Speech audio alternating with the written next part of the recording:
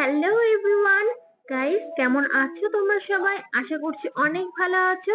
আমিও কিন্তু খুবই ভালো আছি। তো গাইস, মাম্পিস ক্রিয়েশন চ্যানেলে তোমাদের সকলকে জানাই আরো অনেক অনেক ওয়েলকাম। তো আজকে আমি যেই ব্লাউজ মেকিং ভিডিও নিয়ে চলে এসেছি তোমাদের জন্য, সেটা কিন্তু হতে চলেছে 36 সাইজ প্যাডেড ব্লাউজ।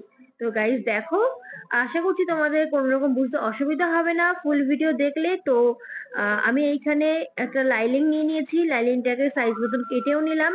তো এর উপরে কিন্তু আমি মেজারমেন্ট নেব, এটাকে কিন্তু ভালো করে প্রেস করে নিয়েছি। প্রেস করলে কিন্তু মেজারমেন্ট নিতে খুবই সুবিধা হয় এবং ফিনিশিংও কিন্তু খুবই সুন্দর আসে। তো এখানে আমি বর্ডারটা 1/2 ইঞ্চি মতন একটু সাইড করে বর্ডারটা টেনে নিলাম, যাতে মেজারমেন্ট নিতে সুবিধা হয় আর ফিনিশিং দিতে খুবই সুন্দর আসে সেই কারণের জন্য। তো দেখো, এখানে কিন্তু আমি লম্বা নিয়ে নিলাম। লম্বা মিন্স আর রেডি লেন্থ। তো রেডি লেন্থ এখানে কিন্তু আমি ব্লাউজে নিয়ে নিচ্ছি 16 ইঞ্চ, মানে 16 ইঞ্চ, এবং 1 ইঞ্চি এক্সট্রা নিয়ে নিয়েছি, মানে 15 ইঞ্চ নিয়েছি আমি রেডি লেন্থ, আর 1 ইঞ্চ নিয়ে নিয়েছি এক্সট্রা মার্জিনের জন্য। তো এখানে নিয়ে নিয়েছিলাম 16 ইঞ্চ। আর এখানে কিন্তু শোল্ডার নিয়ে নিয়েছি আমি 5.5 ইঞ্চ, এবং তোমার হচ্ছে আর্ম হলো কিন্তু 5.5 ইঞ্চি নেব।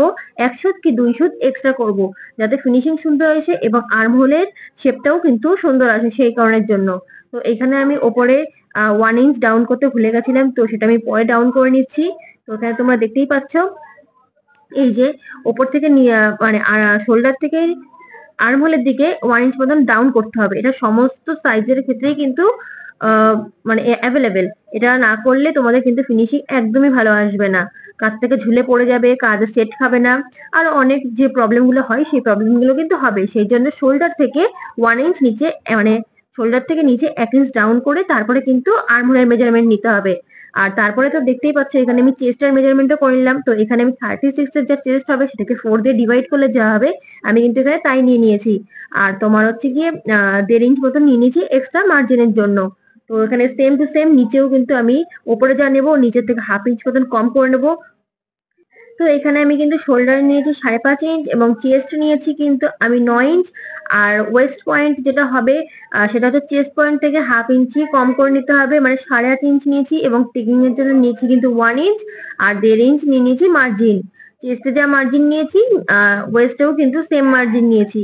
তো এখানে কিন্তু আমি পয়েন্ট আউট করে নিলাম। পয়েন্ট আউট আমি কোথাতে করেছি সেটা তোমরা দেখতেই পেলে। আর এখানে কিন্তু তোমার হচ্ছে আর্ম হোলের যে শেপটা হয় সেটা কিন্তু আমি 1 ইঞ্চ ওপরের থেকে নিয়েছি, নেওয়ার পরে কিন্তু রাউন্ড শেপ করে নিয়েছি। তো দেখতেই পেলে তোমরা। আর এখানে কিন্তু আমি শোল্ডার, মানে মেন শোল্ডার যেটা রেডি হবে, শোল্ডার কিন্তু নিয়ে নিয়েছি 3 ইঞ্চ। আমি হচ্ছে 2.5 ইঞ্চ রেডি করব। তো এখানে আমি 3 ইঞ্চ নিয়ে নিয়েছি, 1/2 ইঞ্চ চলে যাবে মার্জিনে। আর এখানে কিন্তু আমি নেক যেটা করব, ডিপ নেক করব, সেহেতু এখানে ডিপ নেকের জন্য আমি নিয়ে নিয়েছি কিন্তু মানে ডিপ নেক আমি করবো হচ্ছে 8 ইঞ্চ। তো এখানে আমি 1/2 ইঞ্চ মতন একটু কমিয়ে নিয়েছি, মানে 7.5 ইঞ্চ নিয়েছিলাম। এটা হচ্ছে গিয়ে যখন আমরা সেলাই করব তখন কিন্তু এটা দেবে যাবে। তো এখানে তখন হয়ে যাবে 8 ইঞ্চ মতন। আর এখানে নিচের যে টেকিং এর জন্য নিয়েছিলাম হাফ।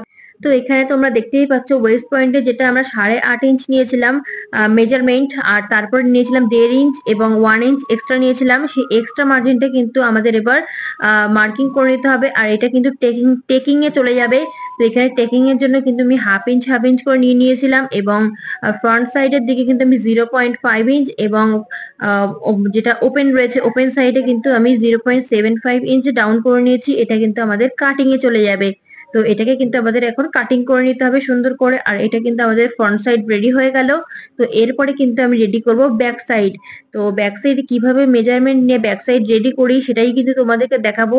আর এমন ভাবে রেডি করব যাতে ফিতে ছাড়াও কিন্তু কাছ থেকে খুলে পড়বে না, এবং কোন রকম মানে যা যা অসুবিধা হয় কোনো রকম অসুবিধা হবে না। তো দেখো আমি কিভাবে রেডি করছি। এভাবে যদি তোমরাও রেডি করো এবং এভাবে যদি মেজারমেন্ট নিয়ে তোমরা রেডি করতে পারো, আশা করি তোমাদের কোনো রকম অসুবিধা হবে না। তো দেখো, আর এটি কিন্তু আমি রেডি করছি 36 সাইজের জন্য, 36 সাইজ প্যারেড ব্লাউজ। তো এখানে কিন্তু আমি সুন্দর করে কাটিং করে নিচ্ছি। তো এখানে ব্যাক সাইডে যেটা হুক পট্টি হবে, ব্যাক সাইডে যে হুক পট্টি রেডি করব সেটার জন্য কিন্তু আমি এখানে 1/2 ইঞ্চ মতন এক্সট্রা করে নিয়েছিলাম। তো ওইটা হচ্ছে কি আমাদের হুক পট্টিতে চলে যাবে। হুকপট্টি সেলাই।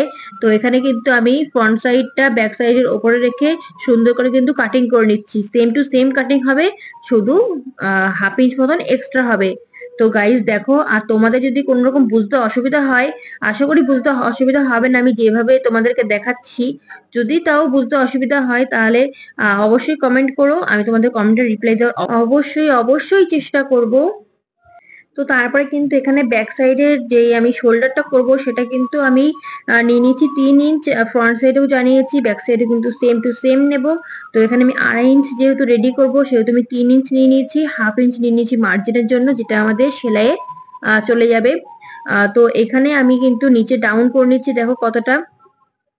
তো এখানে নিচে আমি কিন্তু মোটামুটি আমাদের হাতের যে 3 আঙ্গুল হয় সেই 3 আঙ্গুল মতনই কিন্তু আমি চওড়া রাখবো পিঠ। তো এখানে যতটা 3 আঙ্গুল বাদ দিয়ে যা হবে ততটাই কিন্তু আমি নিয়ে নেব। তো এখানে 3 আঙ্গুল, দেখো 3 আঙ্গুল আমি মেপে নিলাম, 3 থেকে 4 আঙ্গুল মেপে নিলাম। মেপে নেওয়ার পর যতটা হলো ততটাই কিন্তু আমি পিঠ রেডি করব। তো এখানে হচ্ছে আমাদের 12.5 ইঞ্চ মতন। তো 12.5 ইঞ্চে আমি মার্কিং করে নিলাম।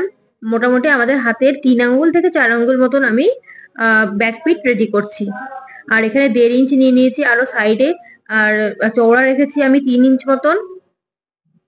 তো চওড়া রাখার পরে আমি কিন্তু আরো 1.5 ইঞ্চ এক্সট্রা বাড়িয়ে নিয়ে যাতে পিঠ আরো চওড়া করবে সেই কারণের জন্য, মানে আমি পিঠ চওড়া করব যেহেতু, সেহেতু আমি এখানে সুন্দর করে মার্কিং রাউন্ড শেপ করে নিয়েছি। তো যারা যারা বেশি পিঠ চওড়া চাইছো তারা 1.5 ইঞ্চ থেকে 2 ইঞ্চ মতন পিঠ চওড়া রাখতে পারো। তো গাইজ এখানে কিন্তু দেখতেই পাচ্ছ, এখানে কিন্তু আমাদের ফ্রন্ট সাইড এবং ব্যাক সাইড কিন্তু রেডি হয়ে গেছে। আর তারপরে কিন্তু আমি মেন ফেব্রিকের উপর একটু হালকা করে স্টিক করে নিয়ে কিন্তু আমি এবার ফ্রন্ট সাইড আর ব্যাক সাইড রেখে তারপর কাটিংটা করে নেব।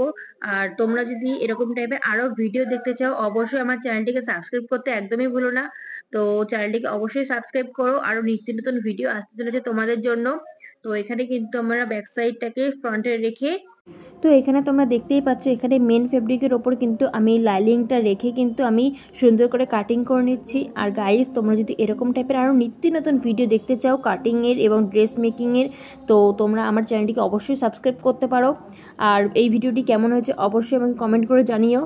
আর তোমার হচ্ছে আমি এই ব্লাউজটা, যে ব্লাউজটা রেডি করছি, কাটিং ভিডিওটা তোমাদেরকে দেখাচ্ছি, সেটা কিন্তু আমি দুর্গাপুজোর সপ্তমীর দিন পরেছিলাম। আর এই ব্লাউজটা কিন্তু আমি নিজের জন্য রেডি করেছি। তো ব্লাউজটা কেমন হয়েছে অবশ্যই কমেন্ট করে জানাতে ভুলো না। আর এই ব্লাউজটা কিন্তু আমি দুর্গাপুজো সপ্তমীর দিন পরেছি, সেটা তো তোমাদেরকে বললামই। আর এই সমস্ত দুর্গাপুজোর যে ছবিগুলো সেগুলো কিন্তু আমার ফেসবুক চ্যানেলে তোমরা দেখতে পারবে।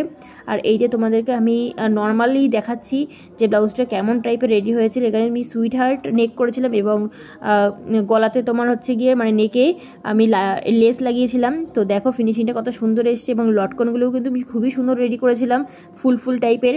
তো এখানে যেটা হচ্ছে হাতা, মানে তো এখানে গ্লাস হাতাটা কিন্তু আমি রেডি করেছিলাম। আর এই গ্লাস হাতার ভিডিওটি আমি সেকেন্ড পার্টে নিয়ে আসছি তোমাদের জন্য। তো তোমরা অবশ্যই দেখো আর কেমন হচ্ছে অবশ্যই জানিও। এই যে এটা হচ্ছে ব্যাক সাইড, আমি ফিতেটা দিয়েছিলাম ব্যাক সাইডে। আর এটা হচ্ছে ফ্রন্ট সাইড প্যারেড ব্লাউজ। তো কেমন হলো অবশ্যই কমেন্ট করে জানিও। আর ফেসবুকে আমার অনেক ছবি পোস্ট রয়েছে যেটা আমি ব্লাউজটা পরেছিলাম সেই ছবিগুলো। তো তোমাদের যদি ভালো লাগে অবশ্যই দেখে এসো। আর সাবস্ক্রাইব করে বেল বাটনটি অবশ্যই প্রেস করে দিও। তো টাটা বাই বাই আজকের মতন।